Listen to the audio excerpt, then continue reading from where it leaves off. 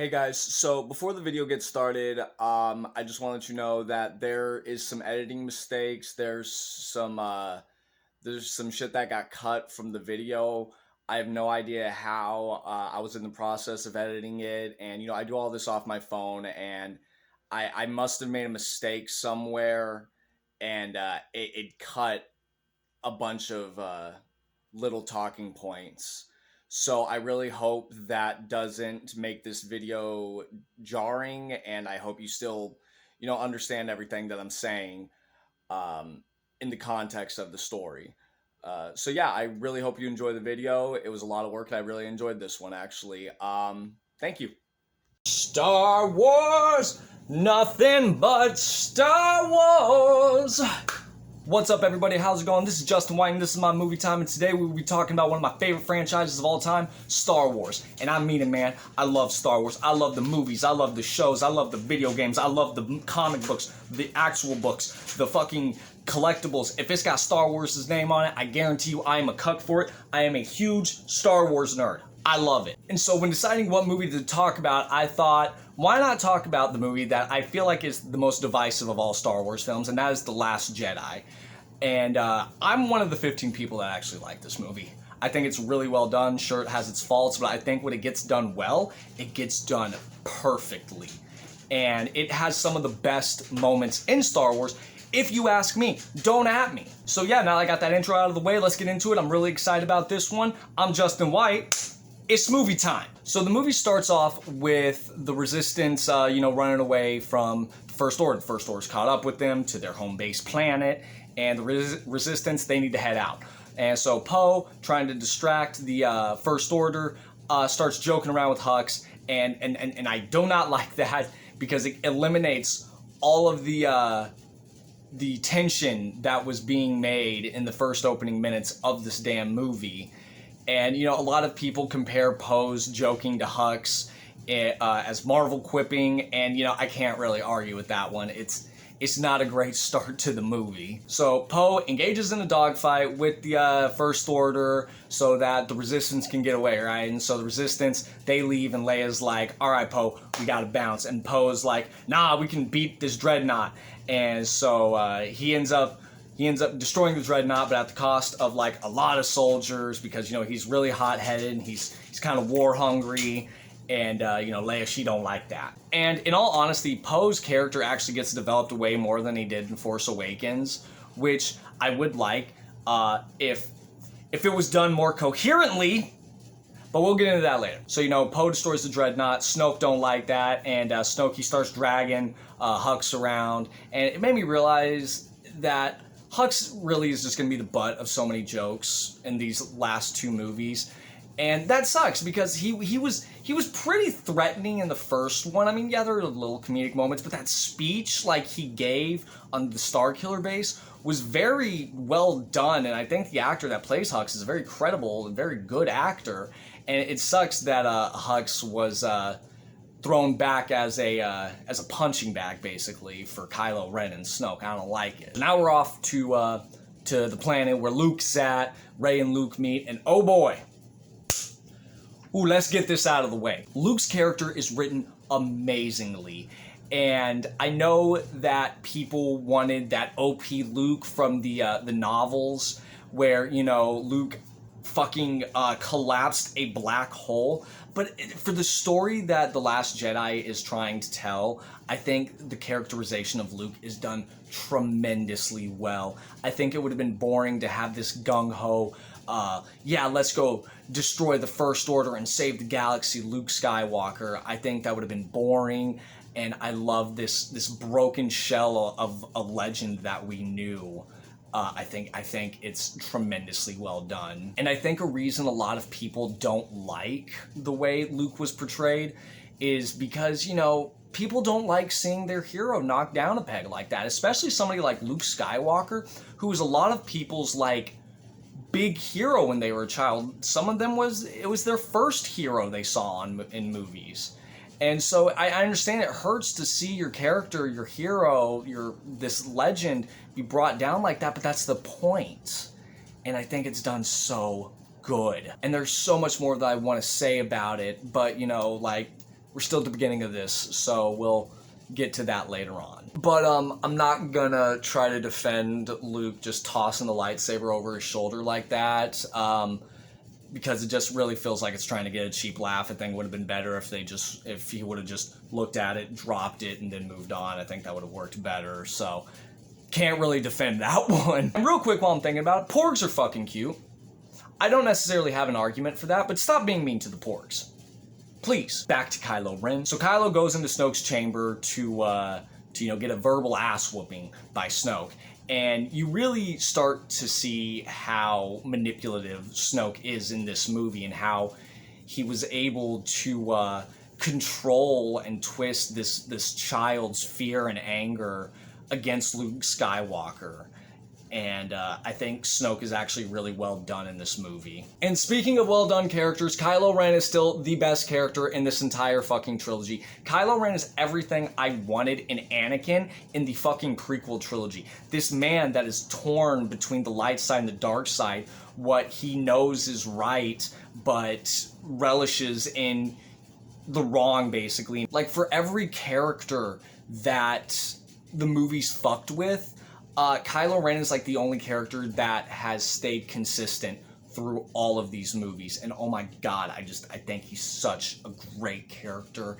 And he's like on par as one of the best characters probably in the Star Wars franchise, in my humble opinion. So after Snoke gives Kylo Ren that tongue lashing, and not in the Rule 34 kind of way, Kylo Ren proceeds to throw a tantrum in the elevator and is like, fuck it, we going after the Resistance right now. Back to Rey and Luke. So, Rey is getting Luke caught up to speed on everything, and sadly, we don't get to see Luke's initial reaction to Han dying in The Force Awakens, which sucks. But at least we got Luke drinking titty milk, green titty milk, that's always fucking sick. And don't get me wrong, I understand what they were trying to do. They were trying to show Luke's day-to-day life on this isolated planet. But again, it just comes off as trying to get a cheap laugh out of people and like a little, ew, look at that. And it doesn't work. And there's actually a lot of scenes that you can see the intent, but the execution was just awful. And I think this one is a prime example. So, Rey, she decides to go take a peep at the old Jedi text, and having the Jedi text still be there, even though Luke is saying the Jedi need to end, is very poignant, because it shows that while Luke is saying that he wants the Jedi to end, he can't let go of that, because that's the life he's known for so long. That's why he keeps those books around. That's why he gets upset later on in the movie when they are destroyed, because as much as he doesn't want to be a Jedi anymore, and as much as he wants the Jedi to end, he can't let go of it. And I think that's a very strong way of show, don't tell. Back to the Resistance. Leia gives Poe a piece of her mind, demotes him, and tells him to chill the fuck out because he's getting people killed. Real quick though, R.I.P. Carrie Fisher, wonderful actress, amazing person, and my first movie crush. So First Order, following the Resistance, Kylo Ren decides to go attack the main ship that has Leia on it, and we get this really cool scene of Kylo and Leia connecting through the Force, and Kylo Ren, again, having this inner turmoil of light and dark, realizes he can't bring himself to shoot at the bridge where Leia is, and I think that's actually a really good scene. However, Kylo's homies ain't too nice, and they shoot at the bridge. And while I love Carrie Fisher, I can't not laugh every time I see this scene. I can't not bust out laughing. And I understand it was to show how in tune with the Force she is, but it still looks funny. Don't at me twice. Oh, no, no, no, no.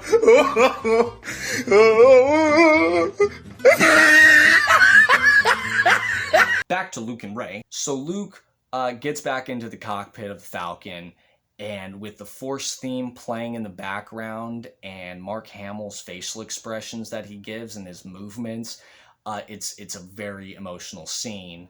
And, we may not get Luke's initial reaction to Han being dead, but I think this is a good substitute for that. And then we get the scene of him seeing R2 and this this look of joy and almost childness of him saying R2 and seeing his friend again is very heartwarming. And then when Luke says that he doesn't want to train Rey, R2 shows the message that kicked off his entire journey, his entire life. And I think this is nostalgia done so well. It doesn't feel forced. It feels very organic. So, Luke sees the message and he's like, fuck it. I'll train Rey. Back to the Resistance. With Leia out of commission in her space nap, we get Admiral Holdo. And I don't like her, but we'll get into that as the movie goes on. Poe asks Holdo what the plan is. Holdo's like, fuck you, piss off, I ain't telling you shit. And Poe is left in the dark. So we finally get Finn, and Finn trying to escape the Resistance to find Rey is complete character assassination and makes no sense because this was literally Finn's entire arc in the first fucking movie. How he couldn't walk away from this, how he had to fight in this battle, how he had to fight in this conflict, how he can't run away from shit like this. Yet, I guess the writers did not watch the first movie, and it's frustrating. And they actually treat Finn so dirty in this movie, and by extension the next movie, and Finn deserves so much better than that, honestly. So now we enter Rose. Before I go any further, I want to say that every negative thing I have to say about Rose has nothing to do with the actress, Kelly Marie Tran. I think she did a fantastic job with the role itself. I think she did great with the script she was given. The fans that took to the internet to bully her and send her death threats is nothing less than disgusting. And it's shit like that makes me embarrassed sometimes to say that I'm a Star Wars fan. It's vile. But legitimately, the only reason Rose's character is even in this movie is because Disney did not want people thinking Poe and Finn were in any way romantically involved. I don't understand why Disney was going for this whole no homo thing. I feel like the movie would have been so much stronger if it was Poe and Finn. Not even in a romantic way. Granted, romantic way would have been awesome, but in just a way of two dudes having to figure shit out.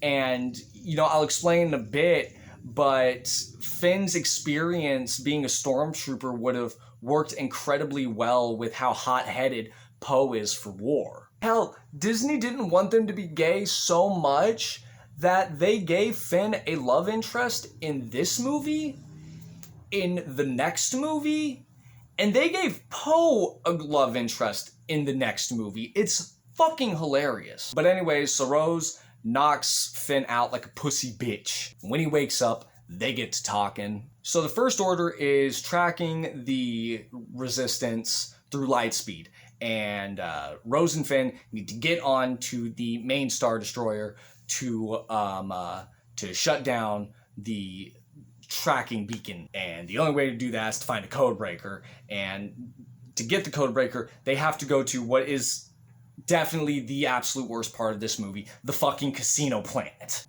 And I hate it. And real fast, why does Finn need to be told by Rose that war is wrong? Finn, the former stormtrooper for the bad guys, needs to be told that war is wrong. You know who needs to hear war is wrong? Fucking Poe. The casino planet might have actually worked if you would have had Poe and Finn there, because Finn could have helped explain to Poe, hey, this is why you shouldn't be so war hungry. But no, we gotta make sure everyone knows Finn likes women. There's no gay here, no homo. That gay is bad. That's a big no-no. Back to Luke and Rey. Luke explains to Rey that his legend status went to his head, that he felt like he could do no wrong because he was the Luke Skywalker, and how through his hubris, he allowed Ben/Kylo to turn to the dark side. And again, this is such strong writing for Luke, and it's such a good subversion to this legend status that we saw him as, both for Rey and for the audience as well. It's so well done. Back to Finn and Rose. Finn and Rose, they find the fucking codebreaker and they get off the planet. Awesome. Back to Rey and Luke. Kylo ends up talking to Rey again, and we get Ooh, do we get thick, Kylo Ren? Damn. Damn, boy. Damn, boy, he's thick. Boy, that's a thick-ass boy. No, but for real, Kylo Ren explains to Rey why he left Luke and how, through his point of view, he saw Luke about to kill him and how this turned him to the dark side. And Rey, in disbelief, says, damn, maybe thick Kylo Ren isn't that bad. I love how she thought that when his shirt was off. Fucking treating men like slabs of meat. So Rey, all pissy at Luke, is like, what the fuck? Why'd you try to kill Adam Driver? And Luke explains that he had a fleeting thought to strike down little Ben because he was afraid of what he saw in Ben. And he said it was for one moment, but after that one moment, he immediately regretted it. He hated the fact that he even thought of that. But from Kylo's perspective, he just saw his master holding a lightsaber towards him. And I think it does such a good job at showing that really nobody was right and nobody was wrong in this. It's just a terrible circumstance. And this also leads to what I said about people not wanting to see Luke be taken down a peg like this, because they want Luke to be this ultimate paragon, and that's just not the way it works, especially with somebody who is considered a legend like Luke. This is so much stronger than Kylo Ren just being evil just because he's evil, you know? And this was such a catastrophic event for Luke that he threw himself into isolation, away from everybody, out of shame of this one singular moment that caused everything. This movie does Luke so good. You guys are just mean. So Rey, knowing all of this, she decides that, hey, I can talk to Kylo. I can show him the good. And she bounces. So Luke, being a pussy, decides, fuck it, I'm gonna go burn the Jedi text, but he can't bring himself to do it. And then Yoda comes out and he's like, fuck you, and then burns the shit. And then he just looks fucking Luke in the eyes and is like, dude, it's okay to fail. Failure is the best teacher. And ooh, that's so good. Having Yoda in this movie, that again, like with R2 and the message, this is nostalgia done so well. I love it. Back to the Resistance. Poe rightfully demands some answers from fucking Honda or whatever the hell her name is. But again, she's like, nah, I ain't telling you shit. Get the fuck out of here. So Rey gets on the main Star Destroyer to see Kylo Ren and Snoke. And Finn and Rose with the Codebreaker are on the main Star Destroyer to, break the transmitter. And Poe needs to get them time. And so what does Poe do? He stages a mutiny. And what sucks is that Finn and Rose aren't even able to stop the transmitter. And so with this complete colossal fuck up, Leia decides to wake up from her nap and tell Poe he's being a little bitch. Back to Rey and Kylo. So Rey and Kylo, they go to talk to Snoke. And Snoke is like, hey, fuck you, Rey. I'm going to get the information out of you about where Skywalker is, even if I have to force it out. Oh, come on. Oh, come on. That was funny. That was funny, and you know it. Back to the Resistance. This is where Poe realizes that Honda Civic had a plan this whole time to get the Resistance and escape pods down to this planet. This old Resistance planet. And now I ask, why didn't Honda just tell him what the plan was? I understand that Poe is hot-headed, but if you know he's hot-headed and you know he does dumb shit, just tell him the plan. Just tell him, hey, bro, you can trust me. This is what the plan is. No, instead you had to wait until after he staged a mutiny. Bad. This is bad writing. Oh, and it turns out that the Codebreaker is actually a bad guy. Oh no, I wish all of this would have been avoided if only somebody, told Poe what the plan was. So back to Rey, Kylo, and Snoke. I guess Kylo is tired of Snoke regurgitating the same lines as Palpatine and decides to off him. And while I would have loved to have seen more of Snoke. I do like the fact that Snoke is used more as character motivation for Kylo, as opposed to being this ultimate bad guy in the same vein as Palpatine. And then we get this epic fight scene with Rey and Kylo versus Snoke's elite bodyguards, and it's just so much fun. It's just Star Wars. So yay, they won, and then Kylo's like, hey, join me, Rey. I know who your parents are. They're nobodies. You're a fucking loser. LOL. And oh my god, I think it was so cool that Rey's parents were nobodies. It brought some mystique back to the Force on how you didn't have to be from some weird bloodline to be able to use the Force, how anybody could have the Force. It's just a shame that Rey's fucked it up. But Rey says, fuck you, Adam Driver, you weren't even that good in girls, and leaves. Now back to the Resistance. The Resistance trying to escape the First Order. Honda Accord decides to give us the coolest shot in all of the Star Wars movies. Do not at me for a third time. I swear to God. Oh, fuck. Oh, yeah, fuck. I completely forgot Finn and Rose were in this movie. Fuck, I didn't even write a script for this. I'm just gonna wing it.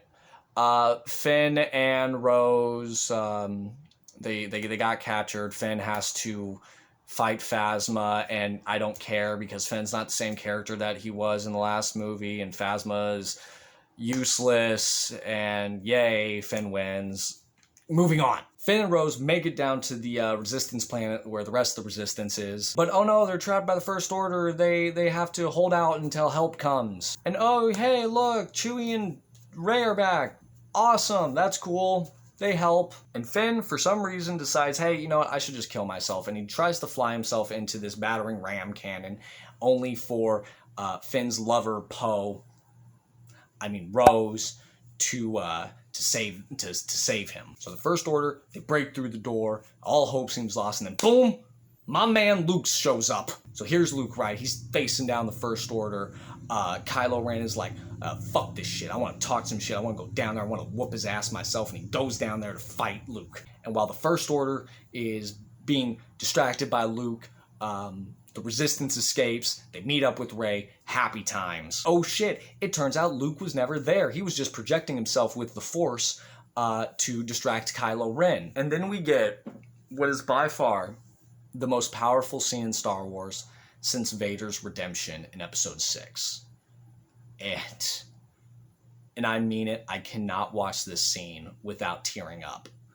I don't even have this in the script because every time I tried to write it while watching the movie, I had to stop because it was choking me up because it's such a powerful scene.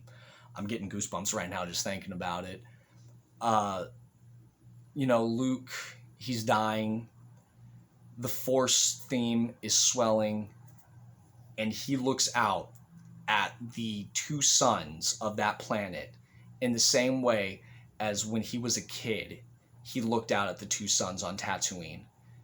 And that was the beginning of Luke's adventures. That was the beginning of Luke's life. And it's so powerful and it's so strong. And anybody that hates this way for Luke to go out doesn't understand Star Wars. I guarantee you that. This is the only way for Luke to go out.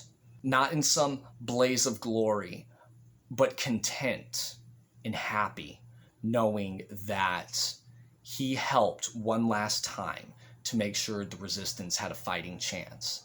It's such a good scene, and it's hands down one of my favorite moments in Star Wars history. I might like it more than Vader's redemption. It's that good. But yeah, so the Resistance manages to get away from the First Order. Happy days. And that's the end of the movie. Now, I know I am the biggest defender of this movie. I swear. There are so many problems with it, and I'm not going to pretend like they aren't there. But as I said in the beginning, what it gets done right, it gets done amazing. It gets done perfectly. Luke was done amazing. Kylo Ren's character is still the best. The themes of failure are done for the most part well, with a few hiccups, like I said, regarding Poe. And it's just a fun movie. And I can't even bring myself to rate this movie like I would with other movies, because really Star Wars in my eyes is just on a whole different level. And the only rating I can think of to give it is it's Star Wars. And so yeah, that's the end of the video. If you liked what you saw, hit that like button. If you want to see more of what you saw, hit that subscribe button with notifications on. And just before I head out, I would like to let you know it is a-okay to cut people out of your life if they are toxic to you. No matter if it's family, no matter if it's former friends, if they are a detriment to your mental health, you don't need them in your life, and it is perfectly fine to cut them out of your life. Don't sacrifice your happiness for anybody. Thank you so much for watching. I love you, and have a great day.